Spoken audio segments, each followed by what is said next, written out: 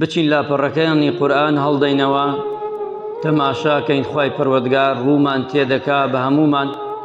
و پێمان دەفەرمێ فەلينظر كيف تعملون وەتا خودای گەورە تەماشامانەکە چۆن کار و کردار دەکەین لە بەهارا بێ غەیری بەهارا بێ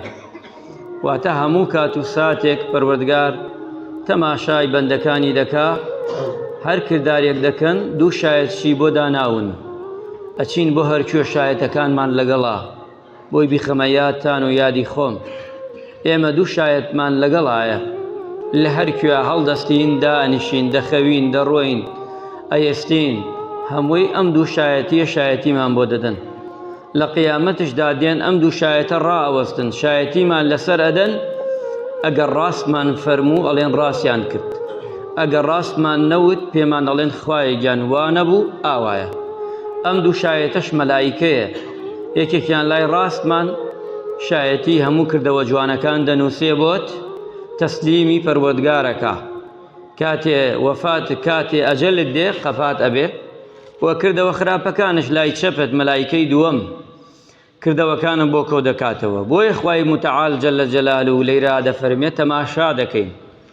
بەندەکانم عەبدەکانم موسڵمان و کافر ئیماندار و بێ ئیمان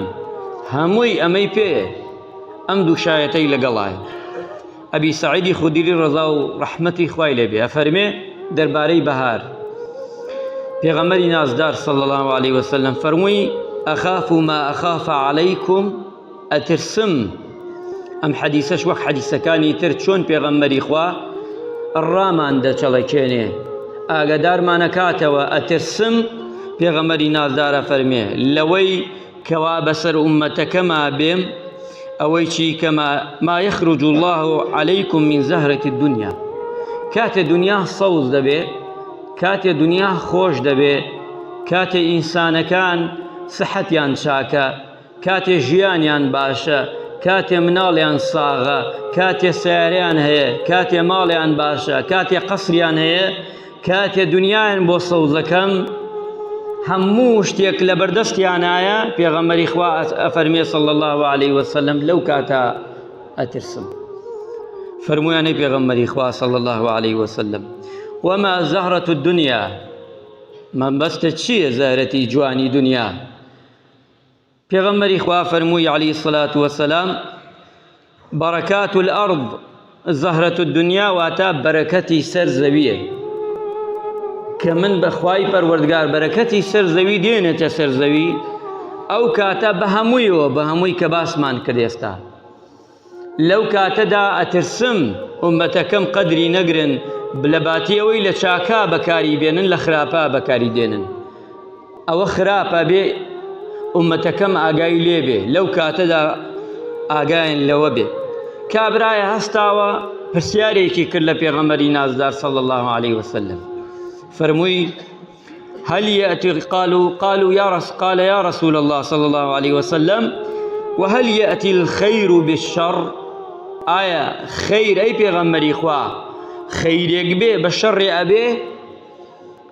لەناو ئەسحاب و یاوەران پرسیاری لێ کرد پێغەمبەری خوا صلی الله عليه وسلم ڕاوەستا کەمی جوابی نەداوە زانیان سەحابەیان زانی پێغەمبەری خوا کە ڕاوەستا کە عەرەقی کرد کە گیانی ئەلێرزی ئەنزانیستە وحی بۆ دابەزێ بۆیە دەنگیان ناکرد مودەیە بێدەنگ بوو پێغەمبەری خوا صلی الله عليه وسلم پاشان جوابی ئەم پیاوەی داوە کە پرسیارەکەیەوە بوو ئایا خەیر بە شەڕ ئەبێ واتە خێر بە شەڕ ئەبێ تۆ خێرکەی و شەڕ یان شەڕ بکەی خێر بێ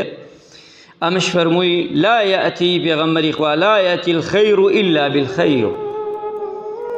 هەر خێرێک بوو بە خێر دێ هەر خێرێک بێ بەخێر دێ إلا فەرمووی ولا يأتي الخير إلا بالخير سێجا فەرمووی پێغەمبەری نازدار صلى الله عليه وسلم بەڵام فەرمووی پێغەمبەری خوا کاتێ خوای پەروەردگار بەرەبوومی ژێر زەوی ئەخاتە بان زەوی و پاشان ئەم مرۆڤانە پارە و پوول دێتە دەستیان و سیحەتیان چاکە بێ و ژیانیان خۆش دەبێ و هەمووی ئەمە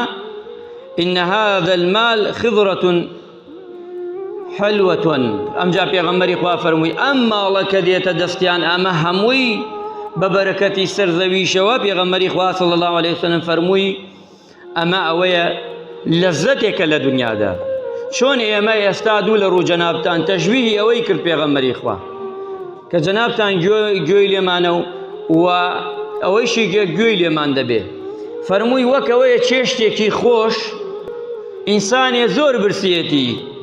ئەی خوا لەزەتێکی زۆر کەمە، لەزەتێکی ئا کاتیە ئەی خۆی تو دوای ماوەیەک دوو لە ڕوو جەنابتانە چی فڕێ دەی. پێغەمبەری خوا فەرمووی لەزەتەکانی دنیاش هەر وایە، کاتیە ئایسا ئەم بەهارە کاتیە مانگێکە و ئەڕوا، ئیتر لەم مانگەدا خەڵکەیە خۆی گونەحبار و تاوانبارەکە هەیە خەیش خەڵکشێ خۆی ئەگرێتەوە ڕەهاهەت و بۆ خۆی دەچێتە دەرشەوە بەڵام سێرەکەی گوناح و تاوان ناکە. خۆ هەردگیان لەزەتەکە وەردەگرن بەڵام ئەمما ڕمیا و دەبێ خۆی تاوانبار و گوناحبارەکە لە دیوانی خوادا. ئەمە کەیشیتر نا خۆی دەگرێتەوە لەو لەزەتەکەمێ لەوەی لەزەتەکەی لەو کەمتر بێ بەڵام لە حەڵاڵە بەکاری دێنێ. بۆیە پێغەمبەری خوا فەرمووی صلی الله علیه وسلم هەر کەسێک توانی بە جوانی حەقی ئەرز بدا و ئەو بەهارە جوانە بدا ئەوە بەڕاستی ئەوە لا یەتی الشەڕ بالخەیر، ئەو کاتە شەڕ تووشی نابێ بە خەیر. بەڵام ئەگەر کەسێ بە شەڕ بوو ئەم بەهارە جوانە و ئەم نیعمەتەی خوادایە بە من و تۆیدا پێمان هەموو ساڵانی ڕابردوو. ها ئێستا ئێمە قەدری چەنێ بارانە زانین، هەتا هەموو شتێ وایە مرۆڤ هەتا خوا لێی نەسێنێ قەدری نازانێ، کاتێک کەمێ کاتەوە هەمووی وایە. ئەمجا قەدری دەزانین کە چەنێ گەورەیە ئەم نیعمەتە صاحبەکەی بەس ئەڵڵایە، ئەگە ئەو نەبێ هیچ کەسێکی تر نییە. ئەمجا فەرمێت پێغەمبەری خوا صلی الله علیه وسلم ئەو کەسە حەقی داوە ئەوەیشی کە لەسەر زەوی ئایسام نەوتە لە شێر زەوی دەرەچێ، ئەوانەی کە سوودی لێ وەردەگرن هەموو وڵاتەکان هەموو حکوومەتەکان هەتا نەڕوا قەدری نازانن و ئازانن ئازایی خۆیانە. ئەم بیرە چاڵا لە ژێر دەست منابێ هی من بێ وازانێ هینەوە هین ئەو نییە، ئەو خوا تاقیە کاتەوە ئەوەسی بێ بە کون فەیەکونی هەمووی لەناوە بە وشکەکە لە کوڕەی ئەرزیدا کون فەیەکون ئەمرکە هەمووی وشەکە. بەڵام ئەمە تاقیکردنەوەیە بۆ هەمومان ئەو بەرەکاتەنێ لەسەر زەوی کە دەرەچێ.